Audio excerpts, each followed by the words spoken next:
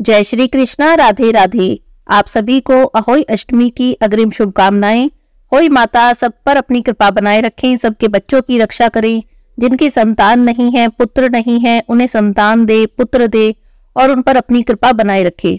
इसी शुभ मंगल कामना के साथ आज की इस वीडियो को शुरू करते हैं।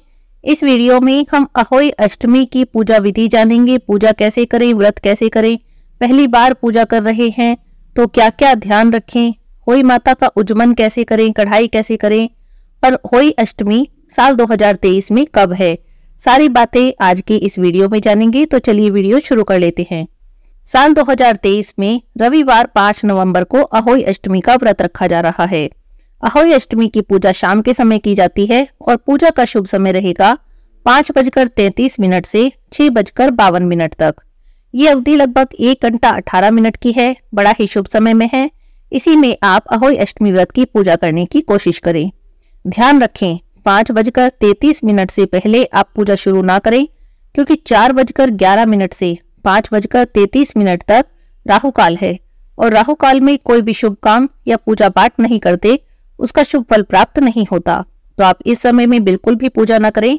अहोई अष्टमी का जो व्रत होता है, पूजा होती है, बच्चों के लिए की जाती है, बच्चों की सुरक्षा के लिए की जाती है और इसे आपको शुभ समय में ही करना चाहिए। अष्टमी तिथि 5 नवंबर रविवार की सुबह 12:59 से शुरू होगी और 6 नवंबर सोमवार की सुबह 3:18 पर समाप्त होगी। सूर्योदय से लेकर पूरा दिन अष्टमी तिथि प्राप्त रहेगी। बहुत ही शुभ संयोगों में इस बार अहोई अष्टमी का व्रत रखा जाएगा। अहोई अष्टमी व्रत का जो पूजा करते हैं, जब हम व्रत का पारण करते हैं तो कुछ घरों में तारों को देखकर करते हैं और कुछ घरों में चांद को देखकर करते हैं। तो आप अपने घर की मान्यता के अनुसार ही पारण करें। तारों को देखने के लिए शाम 6 बजे का समय शुभ है और चंद्रोदय का समय रहेगा रात 12:02 तक। तो आपके घर में जैसी मान्यता है उसी के अनुसार आप अपनी अहोई अष्टमी व्रत का पारण करें। अब जान लेते हैं अहोई अष्टमी पूजा विधि के बारे में। अहोई अष्टमी की पूजा करने के लिए सबसे पहले हम चौकी लगाएंगे। एक बात का ध्यान रखें, चौकी आपको उस जगह पर लगानी है जहां पर आप दिवाली की पूजा भी करेंगे, क्योंकि अहोई अष्टमी की पूजा और दिवाली की पूजा एक ही स्थान पर करना शुभ माना जाता है। चौकी लगाकर उस पर लाल या पीले रंग का या गुलाबी रंग का कपड़ा बिछा लें। कपड़ा साफ और धुला हुआ होना चाहिए। और अगर आप चौकी नहीं लगा सकते तब आप जमीन पर, मतलब सीधा जमीन पर भी गंगा जल छिड़क कर वहां पर साफ करके वहां पर भी कपड़ा बिछाकर पूजा कर सकते हैं। क्योंकि कई बार दिवाली की जो हम चौकी लगाते हैं, पूजा करते हैं, वो काफी बड़ी जगह में फैल जाती हैं। सब सामान होते हैं, बहुत सारे सामान होते हैं, तो एक चौकी पर नहीं आ पाते हैं। तो ऐसे में लोग जमीन पर ही दिवाली की पूजा करना, दिवाली के जो सजावट है, मूर्तियां हैं, वो रखना पसंद करते हैं। तब आप जमीन पर गंगा जल डालकर पहले शुद्ध करें और फिर वहां पर एक कपड़ा बिछाकर, या कपड़ा नहीं बिछाना चाहते तो वहां पर आप गेहूं की या चावल की ढेरी बनाकर या अष्टदल कमल बनाकर उस पर ही अपनी अहोई अष्टमी माता की जो तस्वीर होती है, जो कलश होता है, उन्हें स्थापित करें। सीधा जमीन पर नहीं करें। या तो कपड़ा बिछा लें या फिर गेहूं, चावल या कोई भी अनाज की आप छोटी सी ढेरी बना लें। होई अष्टमी माता का जो चित्र होता है वो आप गेरू से भी बना सकते हैं या आप बाजार से कैलेंडर ला सकते हैं, तस्वीर ला सकते हैं। एक बात का ध्यान रखें, अगर आप खुद से बना रहे हैं तब आप गणेश जी का भी चित्र बनाएं, या बाजार से आप कैलेंडर ला रहे हैं तो भी ध्यान करें कि उसमें गणेश जी जरूर होने चाहिए, क्योंकि सबसे पहले गजानन गणेश की ही पूजा की जाती है, फिर उसी के बाद ही अहोई अष्टमी माता की पूजा की जाती है। अब हम लेंगे कलश। कलश के लिए बाजार से होई आती है, होई कहते हैं उसको। उसमें नीचे से वो थोड़ी सी चौड़ी होती है, ऊपर से थोड़ी छोटी होती है, उसके ऊपर ढक्कन होता है। तो इस तरह का आप घड़ा ले लें, स्टील का ले सकते हैं या मिट्टी का ले सकते हैं। तो इस तरह का आप एक घड़ा ले लें और एक लेते हैं करवा। करवा वही होता है जो करवा चौथ के दिन आप यूज करते हैं। आप करवा चौथ के दिन जो करवा जिससे आपने पूजा की है उसे भी भरा जाता है। तो इस तरह से 2 घड़े लिए जाते हैं, एक को होई कहते हैं, एक को करवा कहते हैं। इन्हें लेने के बाद इन पर आपको मोली बांधनी है और स्वास्तिक बनाना है। किसी किसी घर में करवे की जगह पर लोटा भी यूज किया जाता है।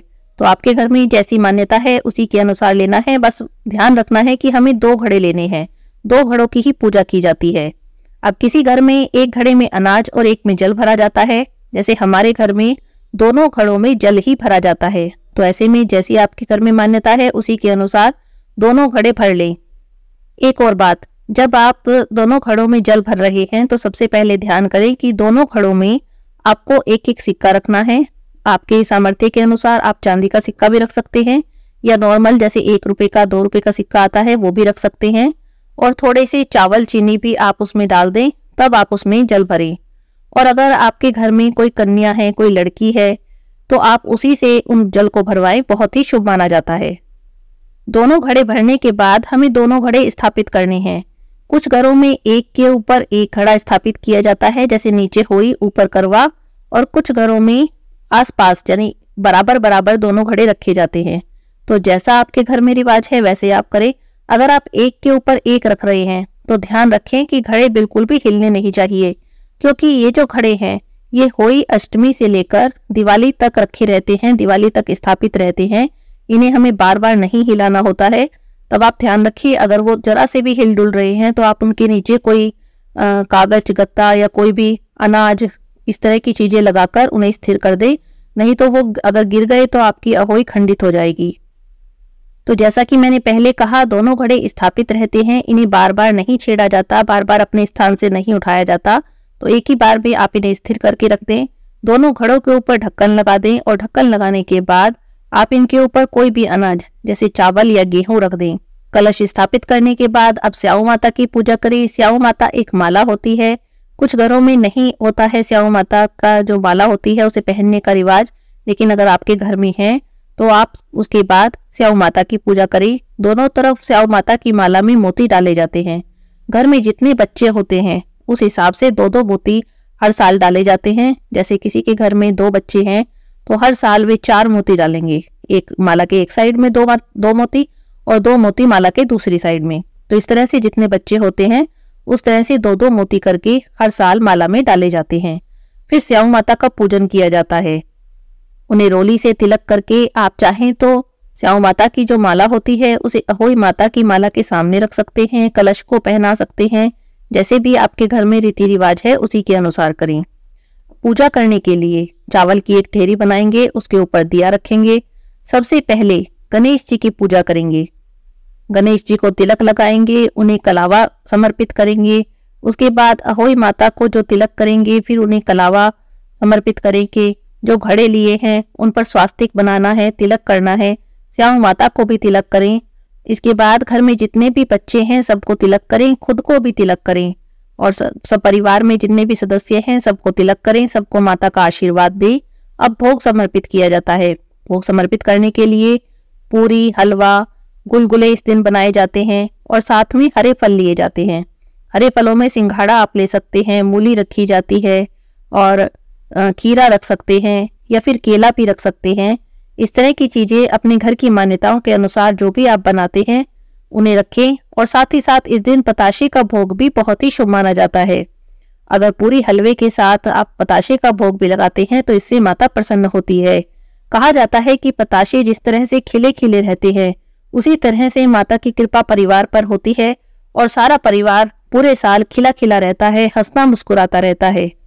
सारी पूजा करने के बाद आप अहोई अष्टमी की व्रत कथा सुनी। कुछ घरों में अहोई अष्टमी की व्रत कथा जो है वो पूजा से पहले ही सुन ली जाती है, दिन में ही सुन ली जाती है। तो जैसी आपके घर में मान्यता है उसी के अनुसार करें। पूजा के समय भी सुन सकते हैं और अलग से भी सुन सकते हैं। पूजा के समय फिर हम बायना निकालेंगे। बायना निकालने के लिए आप अपनी सामर्थ्य के अनुसार एक साड़ी ले लें, कुछ श्रृंगार का सामान ले लें, साथ ही साथ एक थाली में हलवा, पूरी सारी चीजें रखें। उसके बाद दक्षिणा रखें और उसके बाद थाली में नसकर आप बायना निकालें और इसे अपनी सासू जी को दे दें। सासू जी को अगर घर में नहीं है तब आप ननंद को दे सकते हैं, जिठानी को दे सकते हैं। अगर किसी को भी देना संभव ना हो तब आप मंदिर में पंडिताइन को भी बायना दे सकते हैं। एक बात का ध्यान रखें, जब भी आप कथा सुन रहे हैं तो खाली हाथ कथा नहीं सुने। अपने हाथ में 8 दाने अनाज के लें। 8 गेहूं के दाने ले सकते हैं, 8 चावल के दाने ले सकते हैं और साथ में थोड़ी सी चीनी रख लें, एक फूल रख लें और कुछ दक्षिणा रख लें। कभी भी खाली हाथ आपको कथा नहीं सुननी है। कथा सुनने के बाद जो चावल के दाने या गेहूं के दाने आपने हाथ में लिए हैं उन्हें अपनी साड़ी के या चुन्नी के पल्लू में बांध लेंगे। जब आप रात को चंद्रमा को या तारों को अर्घ्य देंगे तब आप उन्हें समर्पित करेंगे। इसके बाद आप अहोई माता से अपनी संतान की लंबी आयु के लिए, अच्छे स्वास्थ्य के लिए और अच्छे भविष्य के लिए प्रार्थना करें। जिनके संतान नहीं है वे लोग भी अहोई अष्टमी का व्रत करते हैं संतान की प्राप्ति के लिए। तो आप अहोई माता से प्रार्थना करें कि आपको संतान दे, पुत्र दे और आप पर अपनी कृपा बनाए रखें। अब कुछ लोगों का प्रश्न होता है कि जो अहोई अष्टमी के दिन हमने कलश भर के रखे हैं, 2 कलश रखे हैं, इन्हें हमें कब विसर्जित करना है, कब उठाना है। तो देखिए, घर में अलग अलग मान्यताएं होती है। कुछ घरों में छोटी दिवाली के दिन, कुछ घरों में बड़ी दिवाली के दिन, कुछ घरों में गोवर्धन के दिन। हमारे घर में भैया दूज के दिन इन घड़ों को विसर्जित किया जाता है। तो जैसी आपके घर में मान्यता है उसी के अनुसार आप इन्हें विसर्जित करें। तब तक आप इन्हें नहीं छेड़ेंगे और ना ही अपने स्थान से उठाएंगे। जब भी आप इन्हें विसर्जित करें तो सबसे पहले कलश का जल अपने पूरे घर में छिड़कें और फिर अपने घर में जितने भी बच्चे हैं, जितने भी परिवार के सदस्य हैं, सबके ऊपर छींटा लगाएं और तभी जाकर इन घड़ों के जल को आप विसर्जित करें। घड़ों के ऊपर नीचे जो आपने अनाज की ढेरी लगाई है उन्हें आप पक्षियों के लिए डाल सकते हैं। अगर वो थोड़े हैं, ज्यादा हैं, तो आप उन्हें मंदिर में दान कर सकते हैं। अब बात करते हैं कि अहोई माता का उज्जवल कैसे करें। देखिए, जिन घरों में बेटे की शादी हुई हो या जिन घरों में बेटा हुआ हो उनमें अहोई माता का उज्जवल किया जाता है। अहोई माता का उज्जवल करने के लिए जब आप पूजा कर रहे हैं, पूजा विधि तो वैसी ही रहेगी जैसी मैंने पहले बताई है। अगर आपके घर में उज्जवल है तब आप क्या करेंगे, एक थाली में 8 जगह पर पूरी, हलवा और गुलगुले रखेंगे। गुलगुले यानी मीठी पकौड़ी जो बनाते हैं, आटा गुड़ मिलाकर उन्हें गुलगुले कहते हैं, वो रखेंगे। 2-2 पूरी, थोड़ा हलवा और गुलगुले रखेंगे। माता के सामने ये भोग समर्पित करेंगे। साड़ी, ब्लाउज और दक्षिणा रखेंगे। उसके बाद माता की पूजा करने के बाद ये सारा सामान आप सासू जी को देंगे या घर में आपके जो भी बुजुर्ग महिला है उन्हें दे देंगे।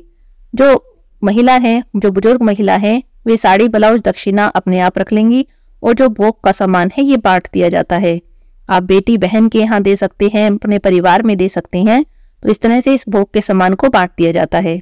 अब यहाँ पर कुछ मान्यताएं हैं जो हर घर की अलग हो सकती हैं। कुछ घरों में केवल भोग का सामान इस तरह से पूजनीय किया जाता है और कुछ घरों में अलग अलग, जैसे हमने 8 जगह पर पूरी, हलवा और गुलगुले रखे, उन्हें बर्तनों में रखा जाता है। जैसे आप प्लेट में, अलग अलग प्लेट में, 8 प्लेट में रखेंगे, 8 कटोरी में रखेंगे, 8 टिफिन में रखेंगे, या मतलब कोई भी आप बर्तन ले लें, इस तरह से अलग अलग बर्तन में रखेंगे और फिर उस बर्तन को भी बांट दिया जाता है।